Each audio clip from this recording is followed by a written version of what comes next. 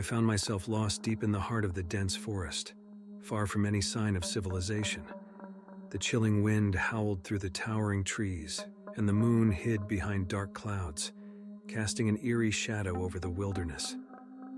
As I trudged through the snow-covered ground, a sense of unease began to gnaw at my soul. I was on a research expedition, delving into the legends of the Wendigo, the ancient Native American monster. The stories had always fascinated me, but little did I know that my quest for knowledge would lead me to encounter the very creature I sought to study. The Wendigo was said to be a malevolent spirit, a creature born of cannibalism and driven by an insatiable hunger for human flesh. According to legend, those who indulged in the act of consuming the flesh of another would be cursed, transforming into the terrifying Wendigo themselves. As I pressed forward, the forest seemed to close in around me, its darkness swallowing me whole. Each snap of a twig or rustle of leaves sent shivers down my spine. I tried to shake off the feeling of being watched, but the sensation persisted.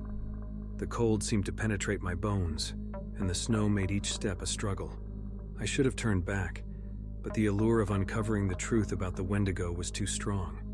I had to know if such a creature truly existed, or if it was merely a product of superstition. As the night wore on, the forest grew even more unsettling. The trees twisted and contorted into grotesque shapes, their branches reaching out like skeletal fingers. The wind carried eerie whispers, as if the forest itself was warning me to turn back. Suddenly, a low growl echoed through the darkness, freezing me in my tracks. My heart pounded in my chest as I strained to see what lurked in the shadows. But there was nothing, only the oppressive darkness of the forest. I tried to convince myself that it was just an animal, perhaps a wolf or a bear. But deep down, I knew it was something else, something ancient and malevolent. I quickened my pace, desperate to escape the ominous presence that seemed to be closing in around me. My breaths came out in ragged gasps as fear gripped me like a vice. Just when I thought I might be safe, I caught a glimpse of movement from the corner of my eye. I turned, and my blood ran cold. There, standing amidst the trees, was a towering figure. Its form was emaciated, its skin stretched tight over its bones. Its eyes glowed with a sickly yellow light, and its elongated limbs seemed to contort with each step it took. The Wendigo. My mind raced, and I knew I had to get away. But my body felt paralyzed, rooted to the spot as the creature drew nearer. Its breath was a chilling gust that sent a wave of terror through me. In that moment, I felt a surge of adrenaline, and I forced myself to run. I ran as if my life depended on it, and perhaps it did. Branches whipped against my face, and the snow threatened to swallow me whole. But the Wendigo was relentless, its powerful strides closing the distance between us. Its guttural growls echoed through the forest, sending a primal fear coursing through my veins. I stumbled and fell, my heart pounding in my ears. The Wendigo was upon me, its cold breath washing over my neck. I could feel its malevolence, its hunger for my flesh. With a surge of strength, I managed to scramble to my feet and keep running. I could hear it behind me, its heavy footsteps crunching in the snow. But I refused to look back.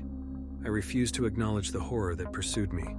My lungs burned and my legs ached, but I didn't dare slow down. I knew that if the Wendigo caught me, there would be no escape.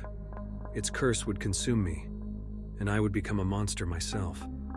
As I ran, I felt a strange presence wash over me, as if the forest itself was warning me of the danger that lurked within its depths.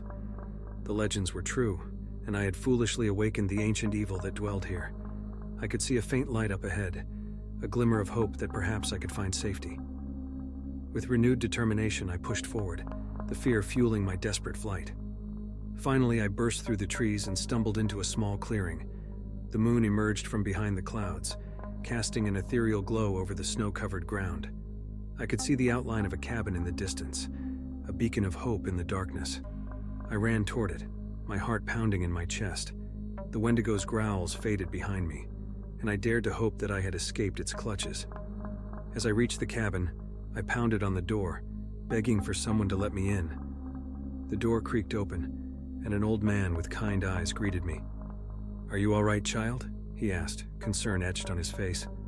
I could barely speak, but I managed to nod. I was being chased by the Wendigo, I stammered.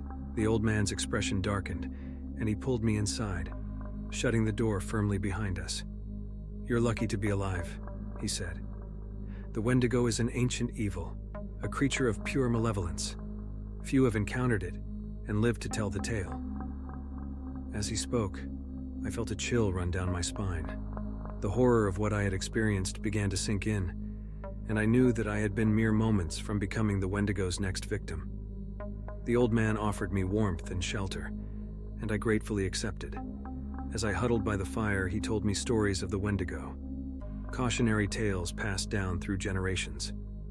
"It's said that the only way to defeat a Wendigo is with fire," he explained.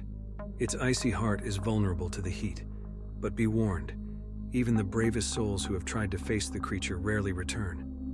I listened in silence, my mind still reeling from the encounter. The old man's stories painted a grim picture of the Wendigo's power and its insatiable hunger for human flesh. As the night wore on, I couldn't shake the feeling that the Wendigo still lurked in the darkness, watching and waiting for another opportunity to claim its prey. The old man assured me that we were safe within the cabin, but I couldn't fully let my guard down. In the days that followed, I remained with the old man, learning all I could about the legends and lore surrounding the Wendigo. The creature's history was shrouded in mystery, and its existence was a terrifying reminder of the darkness that could dwell within the human soul. When the time came for me to leave the cabin, the old man warned me to be vigilant. "The Wendigo is cunning and patient," he said. "It will bide its time, waiting for the perfect moment to strike. Don't let your guard down, for it will never stop hunting you." As I ventured back into the forest, I knew that my encounter with the Wendigo had changed me forever. The fear of the ancient monster would forever haunt my dreams, a reminder of the darkness that lurked in the shadows. I couldn't help but wonder how many others had fallen victim to the Wendigo's curse. How many souls had been consumed by its malevolence. The legends spoke of the creature's insatiable hunger, a hunger that could never be satisfied. The Wendigo would forever remain an enigma, a terrifying reminder of the primal fears that dwell within us all. And as I left the forest behind, I knew that the ancient Native American monster would continue to haunt my nightmares, a chilling presence that I could never escape.